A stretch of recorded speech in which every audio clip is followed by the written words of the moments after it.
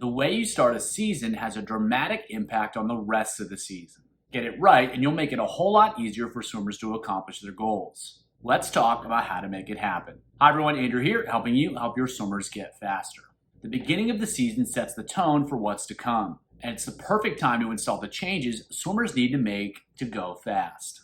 While I can't tell you exactly what to do because that's ultimately going to depend on what you want to accomplish, I can provide you with a process that will help you get each season started on the right foot. It can help you ensure that you're using the beginning of the season to set the foundation for what's to come rather than doing some well-intentioned but otherwise pointless work. Let's check it out. Step one is to identify the skills that you want to improve. What strokes do you want to improve? Do you want to work the underwaters? What skills within those strokes? It can be anything that you think is important. It could be weaknesses from a prior season. It could be something that you've read about recently. It could be strengths that you want to double down on and really build on. It could also be the really important skills that you always believe are important. It doesn't really matter. It can be anything. One thing I find really effective is to write down everything that I could possibly work on.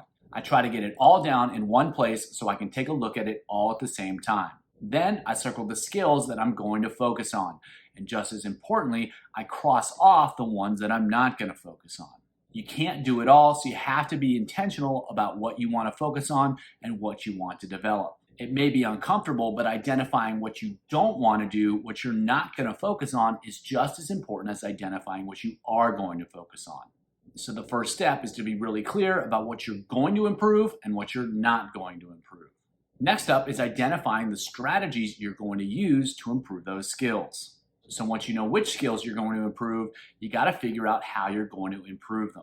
So what I find to be really effective is think about all the different options, all the different strategies I have available to improve each of the skills that I'm going to target.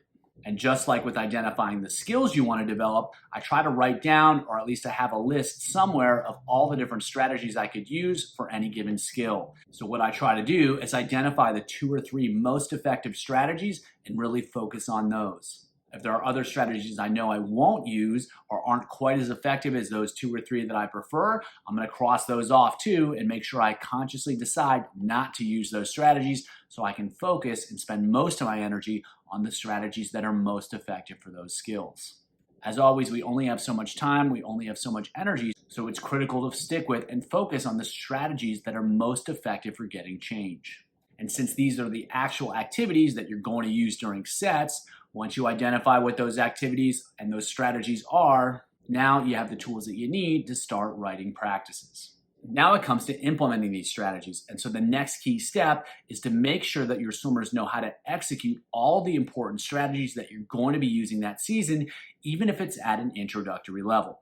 Within a week or two, you want everybody locked in, they understand what they need to do, and they understand the expectations of how they need to execute those key strategies. For the first couple weeks, it's not about putting pressure on swimmers, it's getting them to figure out what they need to do to execute these different strategies, execute these different skills. It's laying the foundation so we can increase the challenge later. It doesn't have to be perfect, but it should be good enough, and swimmers shouldn't have any questions in terms of what they need to do to make things happen.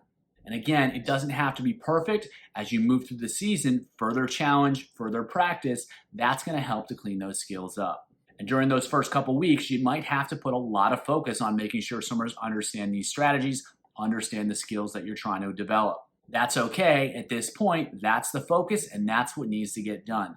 The better swimmers understand what they need to do those first 2 weeks, the easier the rest of the season is because they've already figured out the basics, they've already got that locked in, and it's just a matter of challenging them going forward. Now, after the first couple weeks, they have an understanding of what they need to do. Now it's time to start making it harder.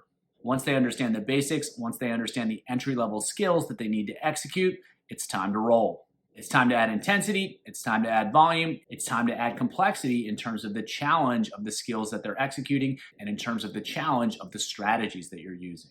By increasing the challenge, you're going to build the skills and develop the necessary fitness to execute those skills under pressure.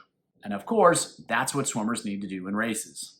By setting the stage early, by getting swimmers locked in on those foundational skills and those foundational strategies to develop the skills, then we can start to challenge them, and that's going to prepare them to race effectively. So as a quick example, let's say you identify freestyle breathing as one of the key skills that you want to develop.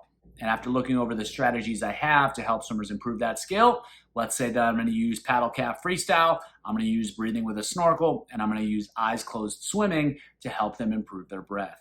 So during those first 2 weeks, I'm going to be doing a lot of eyes closed swimming, I'm going to be doing a lot of paddle calf freestyle, and I'm going to be doing a lot of swimming where they alternate with and without a snorkel. I want to make sure that they're comfortable with all three strategies and they can execute them at a pretty high level at slow speeds and without fatigue. Once they get that, it's time to start adding speed, it's time to start adding distance, it's time to start adding complexity to what we're doing. And by then, it's go time, it's time to start working, and it's time to start executing those skills at a really high level. For more on how to challenge skills once you've set the tone during those first 2 weeks, check out the video here.